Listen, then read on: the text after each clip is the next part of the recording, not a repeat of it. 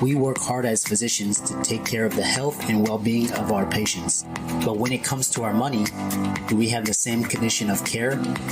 Probably not. Let's change that together. Welcome to the Financial Freedom for Physicians podcast, where we'll fight and advocate for your financial literacy. As always, I'm your host, Dr. Christopher Liu. Thanks for being here. Let's jump into the show.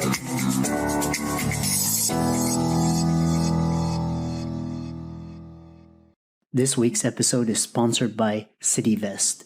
CityVest has quickly become the most popular and best way for doctors to invest in top-performing real estate private equity funds that are usually reserved for institutional investors. This unique access to investing in these institutional funds is available for the first time ever through CityVest's easy and secure online investment platform.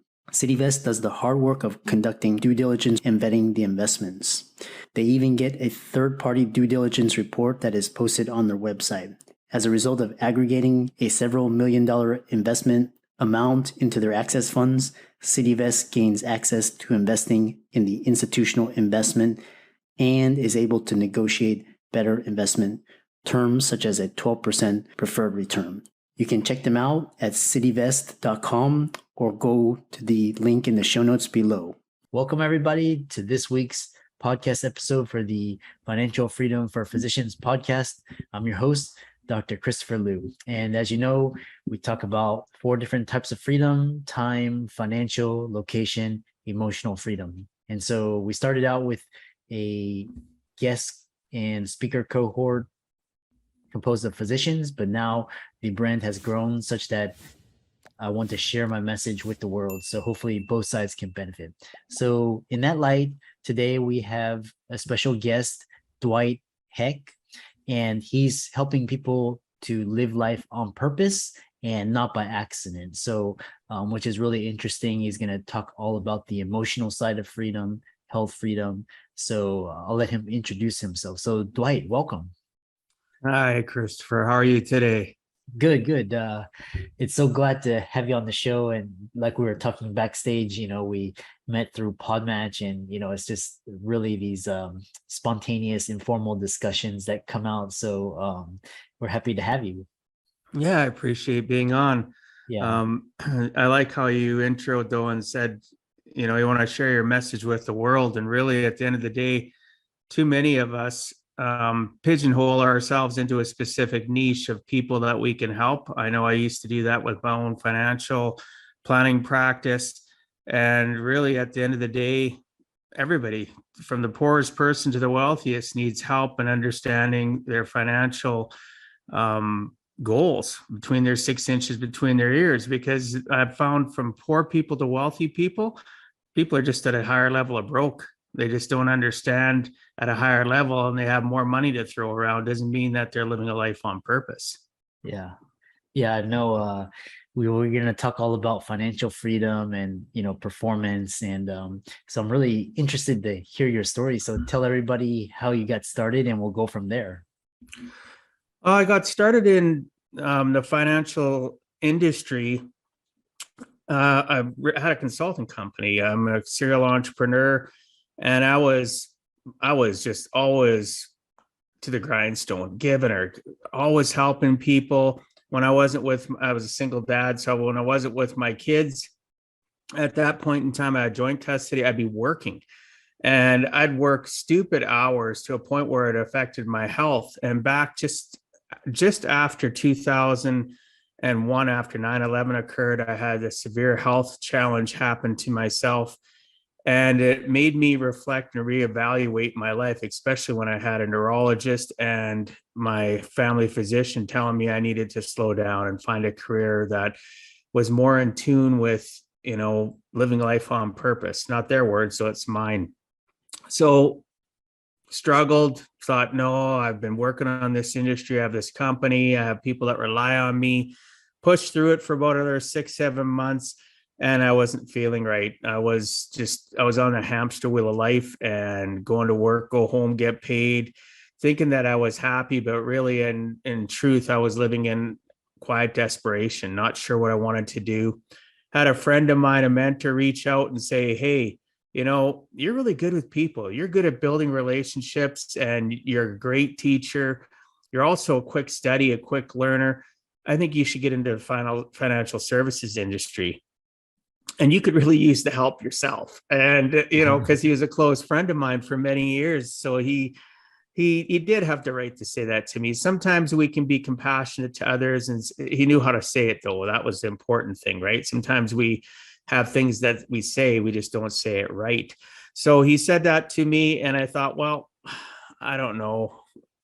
I've got a lot of vested interest in this. I went to school for my electronics engineering. I got into computer consulting. I got all these certifications, and we got that mindset that you just can't let go. But one day in the summer of 2002, I said to myself, as all my kids are surrounding me, my 5 kids, and thought, I have to do something different. I'm not happy. So I went through the process on a weekend. Most people are floored by this. Usually the first exams to get into financial services, insurance, and planning, they're really difficult. And people spend weeks, if not months, studying. I went and paid the fee on a Thursday to write it on the Monday at our provincial office, which would be, like a state in the US, and told the people I was going to do it. Picked up my books Friday morning and said, well, I thought you had your kids this weekend. I said, absolutely, I have my kids this weekend, but this is what I want. So I went to the local Blockbuster and rented a bunch of movies and got a bunch of snacks for the kids. And throughout the weekend, they sat and binged movies, and Dad sat on the couch studying. Took them back to their moms on that Sunday night, and I studied till the next morning when the exam was. I literally didn't sleep. It was 8:30 in the morning, and I passed my exam. So I literally studied over a weekend, literally, and I'm not exaggerating. The books, if you stacked them, were probably about 5 inches thick, right? And we're talking big manuals, not little books. I just wanted it. I wanted it bad enough. So I got into that industry in the fall of 2002. This is my 20th year. And within about 6 weeks, I fired my trainer. And some people will go, why'd you fire your trainer? Because they didn't have what I wanted.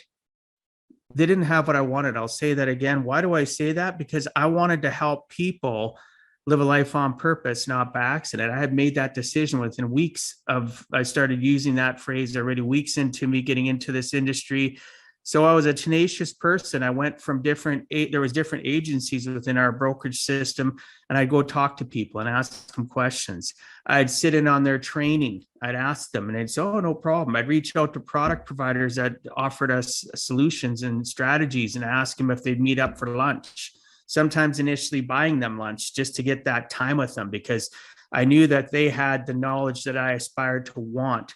Once I got that knowledge, it didn't make me good at what I did. I had to start applying it to my own life, because again, prior to me getting into that, I was a 6-figure earner, but I was living from hand to mouth. I was always broke, and I didn't understand the rules of the money game. I didn't know how to goal set for what I wanted and then apply that in a budget structure so that I could achieve it without having to live in debt, where I could still get what I needed. And again, that's a word that people need to understand. You need to understand the difference between a need and a want. I had to teach myself that.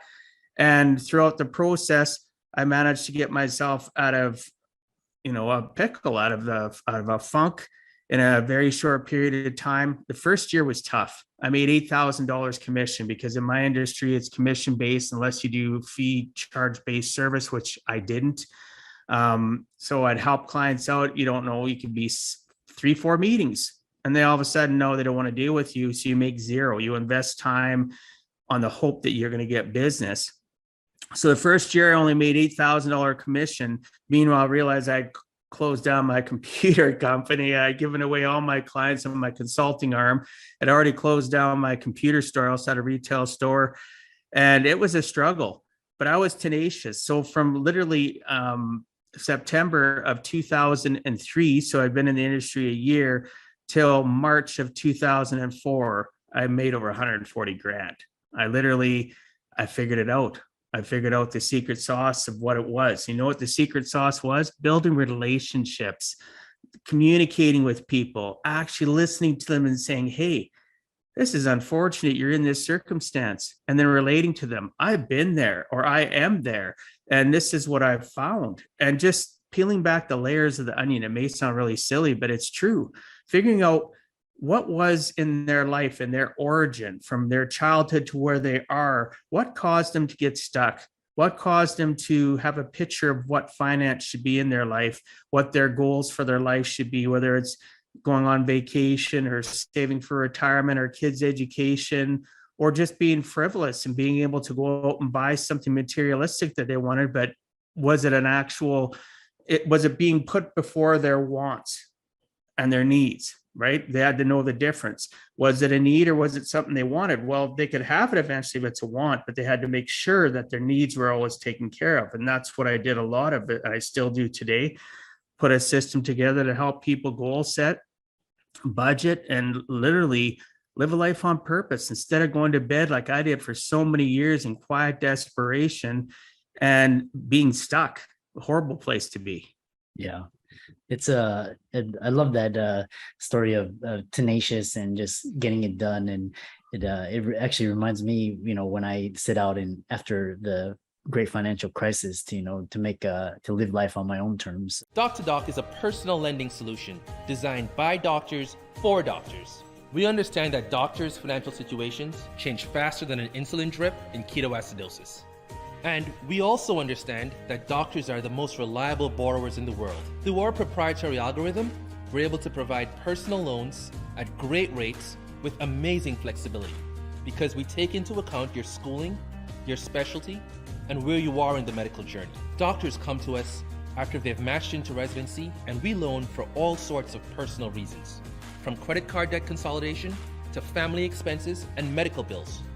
We speak with everyone who applies for a loan and offer fixed interest rates and flexible term options without prepayment penalties. If you're a physician looking for a personal loan, fill out our application form now. It only takes 3 minutes and we'll get back to you with a decision within 24 hours. When you talk about needs versus wants, and what does living on a hamster wheel actually mean when it comes to one's daily life? Well, really, at the end of the day, majority of us in the population, it doesn't matter what country you're in, living on a hamster wheel is something that is set up in patterns of behavior from childhood. So we'll get up, and for some of us, like myself, my dad, a very successful entrepreneur, I'd get up in the morning, he'd already be gone to his business. I'd go to bed at night, he wouldn't be home, right? So I seen that hamster wheel mentality. Even though he was successful, very wealthy, he was on his own form of hamster wheel. I started adopting that hamster wheel initially when I went into a career after I graduated from electronics engineering. I started in a career, I was on that same path. I'd work. Only took the time off that I was allotted or forced to. It's the end of the workday. Maybe I'd work late at home, or maybe I'd work late at wherever it was.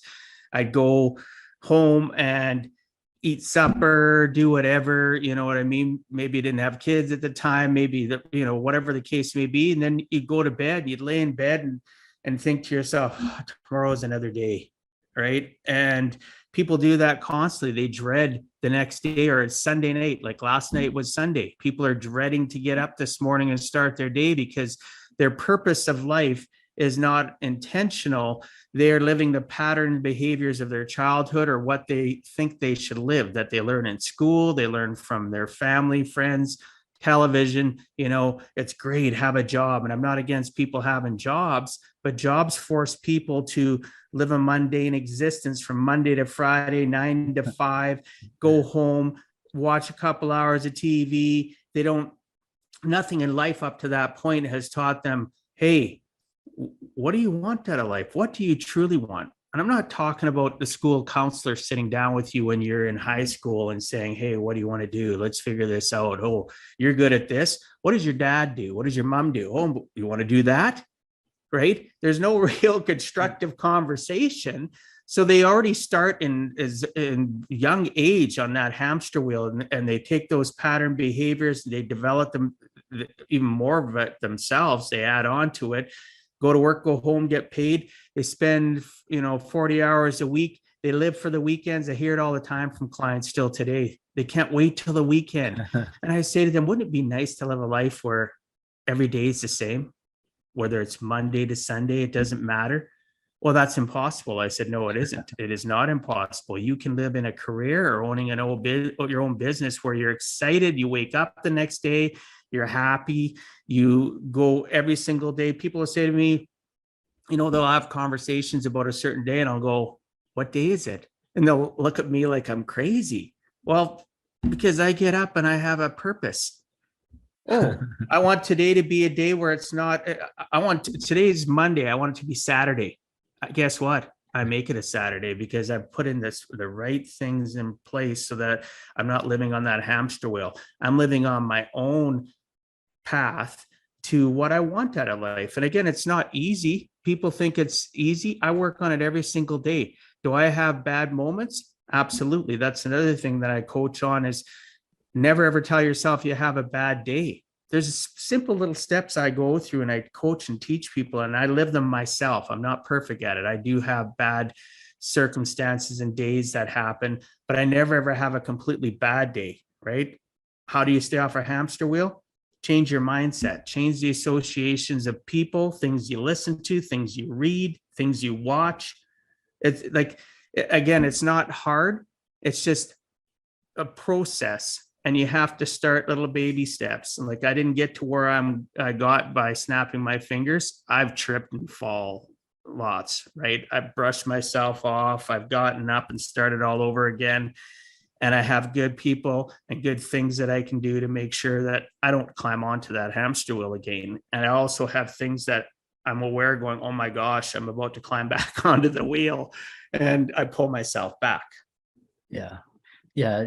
That's really interesting because you talk about intentional and the mindsets and then mental conditioning. And then what stood out to me was that you talked about bad day versus bad moments in the day. And what steps have you taken in terms of your mindset to ensure you only have bad moments and not bad days? Well, I love that you asked that. Biggest thing that I do is I time myself out. Think about it when you were a kid. If somebody was going to time you out, you didn't like that. As an adult, I love being timed out. You can time me out all day long, right? Because why do we time people out? Because they're not necessarily in the right frame of mind. They're not necessarily being the best version of themselves. So I literally have gotten to a point, I'm not perfect at it. I still struggle at it, but I work at it. I'll work on everything that I talk about to the day that I take my last breath. So I literally will check myself out. So if I'm working and I look and I don't have a call for a few hours, or, whatever I'm working on can temporarily be set aside. I get up from my current circumstance. I don't stay here in this circumstance that we're on right now, thinking that I can change my mindset. I can't. I need to do a state change. I need to get up, even if it's 30 feet away, 50 feet away, go sit on the couch, go sit with my dog, go walk outside, go do something that's different. And then I think to myself, what's caused me to feel like this? Did somebody say something that I allowed to trigger? So I have to admit it to myself that really at the end of the day, nobody has control or power over me, Christopher, only I do. And I have to say to myself, why did I let that bother me? Do they have what I want? Are they where I want to be? Are they somebody that I know, like, and trust? Like, I ask myself all these little things in a matter of seconds, right? My brain's just whirring going, okay, you've analyzed it, you figured it out. Now, what are you going to do? What are you going to do to change your state? And certain times that state change is going to happen from some great podcasts I like listening to, but they have to be upbeat, motivational. None of this, again, sorry to your listeners, true crime doesn't help you. Sorry. Like, if you're living in a true crime podcast, all it's doing is pulling you back. It's an anchor on your life.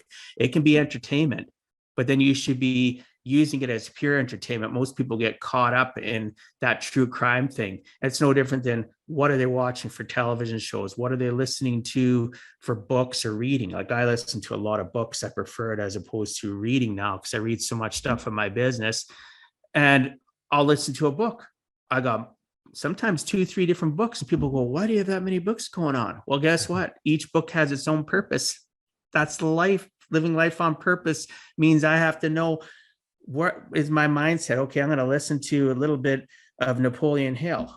I'm going to listen to a little bit of Stephen Covey, or I'm going to listen to whatever the case may be. Maybe it's something that is just purely nonsense, because I just need to disconnect my mind. It doesn't always have to have a purpose to where you're at in life. Sometimes it can just be a book that I like listening to. Let's say it's Matthew McConaughey's Green Lights. That book, I used that lots to change my state when that book came out, because he made me laugh. And sometimes that's all you need to change your state. You need something to give you a different form of energy, because your energy that got you into that circumstance of having a bad moment is real. You got to accept it, embrace it, think about it, do whatever it takes. And then I put a time on it. Listeners, this is the last thing I recommend everybody do. When I coach them, I figure out what is the time frame that you need. And sometimes we have to tweak it over weeks, months of having conversations. And I'll say to them, my max time is 3 hours. 3 hours, that's a lot of time. I said, hey, sometimes I can be pretty messed up. I need some extra time to check the old noggin and get myself in check. And I literally, sometimes in that 3 hour period, I might have a power nap. Naps can be good. Wake up and I'll still feel a little bit out of it. Podcast, book, right? Whatever the case. I've even turned on documentaries, whatever the case may be. And lastly, what are your associations to people? So associations just aren't what you listen to, read, and view. Do you have somebody that you can reach out to just on the cuff, even if it's a messenger message, a text or whatever, saying, hey, I'm kind of in a funk? They don't necessarily need to know why. Sometimes oh, that's too bad, Dwight. I hope things are okay. Is there anything that I can help you out with? Some people will say to me, I got 10 minutes between a call. You want to jump on a quick call, a Zoom call, FaceTime, whatever the case may be. And it's important to have those people that can just reassure you, because it's not because you want them to go, boo-hoo, poor Dwight. What you want them to do is acknowledge you. We sometimes need to be acknowledged in life, Christopher, and they'll acknowledge the fact that I'm having a bad moment, and they'll they'll acknowledge that and say, you know what? I'm available in 3 hours from now, tomorrow morning. And sometimes that can be enough of a good anchor for you to reset and go, hey, I get to talk to Christopher in 20 minutes, 3 hours tomorrow morning. And I get to, lift some of this heavy burden that I haven't been able to displace through my current state changes that I've learned. And Christopher's going to help me, because that's the type of guy Christopher is. He may not have the answers, but he's going to listen. He's going to go, hey, maybe have you thought about it this way or that way? So again, everything that I'm talking about isn't hard. It's just that you have to have some tenacity in your life. You have to be tenacious and say, I really want it. I'm tired of having it where I say to myself, oh, I'm having a bad day. You ever notice that, Christopher? People will say that you've hung out with that person. They've had a great day. It's 3-4 o'clock in the afternoon. Something bad happens. I've had a bad day. My whole day sucked. And they say that to everybody around them. And they continue to say that the whole day. And now they've discounted in their mindset everything that happened good in the day.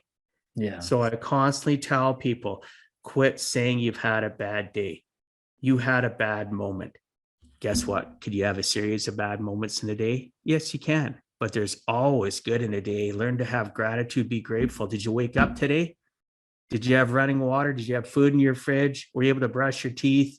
Did you have a bathroom to use? Did you have a bed to sleep in, pillow to be on? That's another thing. I start my day out with gratitude every single day, even started this day. Little things.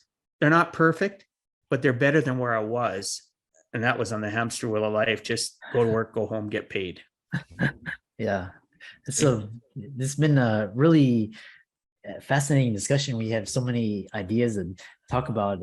I know a lot of listeners, what you're talking about is will resonate with them. And I know you do a lot of keynote speeches and coaching, and I know you have a book as well. So tell listeners how they can get in touch with you, find out more about you, and maybe even work with you. They can get a hold of me. The best place to get a hold of me is go to my website, giveaheck.com. It's designed around a portal. I don't know if you've been on it yourself. You can literally click on it and find out about my book, which is Give a Heck, How to Live Life on Purpose, Not by Accident. You can also find out about me as a speaker, my coaching. You can find out about financial education, my podcast. I literally tried to have it developed. A good friend of mine that owns a company, we had lots of discussions around it. Didn't want it to be flashy, but I wanted it to be purposeful, right? I try to make everything purposeful so they can go on there. You can book a appointment with me where we can have a discovery call. You can check out, anything you want to do about me is on that site. I've made it really simple. Again, just giveaheck.com. And we can touch base and I can see if I can help you out depending on where you live in the world. I've coached people I've had people on calls from Australia, from all over Europe, UK, into Canada, the US. It's not hard to do this over a Zoom call. Don't think that it's something that's scary. Some people prefer it over a Zoom call because it's easier to be vulnerable over a Zoom call than it is sitting at a kitchen table or at a business desk, because I help a lot of businesses too, for people just to let go and be true and honest with me, right? And all it is a simple discussion. I'll never judge you because I've been that guy that's been on the hamster wheel of life. I've been that guy that was a single dad. I raised my own kids after a while. I ended up getting full custody of my own kids, and it's a struggle. So if you're a single parent that's struggling, you're a couple that's raising kids that's struggling. I've been there, done that on both sides of the coin, and I look forward to having a discussion and seeing how I can help you live life on purpose and not by accident, and live the best version of yourself, because we all deserve to not live in quiet desperation. Yeah, that's such a wonderful ending. And for all the guests, Dwight's resources will be in the links and show notes. And thanks so much for the great discussion and all of the nuggets of wisdom. So we hope to hear more about your successes in the future. Appreciate you, Christopher. Thanks for having me on. I'm excited that you made it for another episode. You are truly the best. If you've been following the show for a while, you know that my passion is to bring you the education you need to find your path to financial freedom. Please come back week after week for new content, new resources, and great guests. Until then, if you haven't already, please be sure to check out the website, www.drchrislewmdphd.com, for more support. I'll see you next week.